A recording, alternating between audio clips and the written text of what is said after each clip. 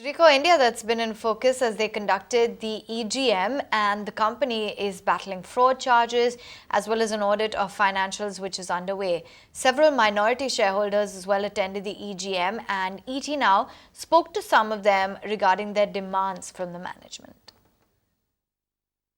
Basically, they are still continuing and harping that investigations are going on, and therefore they cannot disclose the numbers, they cannot share the numbers.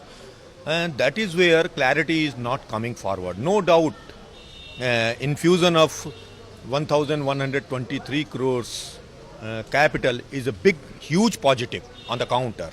I mean, all the vices substantially have gone, wiped out in one go. And definitely we hope that the present chairman, who happens to be a British guy, will be able to perform better. We have called EOGM to remove the independent director. They don't perform their duty. So we have called the EOGM. But in EOGM, Mr. Ian, chairman, has recommended to vote against our resolution. We know that our resolution has been defeated by Rico India, Rico Global shareholding capacity. But as a minority shareholder in Indian corporate history, this is the first time minority shareholders called EOGM against any multinational company.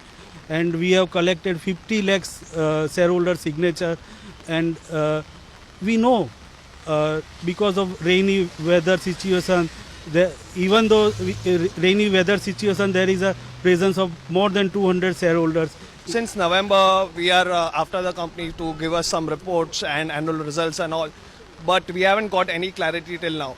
But unfortunately, after this EGM as well, we still haven't got any sort of clarity. The only positive part is that the current chairman, the new chairman, Ian Winham, has told us that by September end, all the reports will be out and they will try to release the company as soon as possible.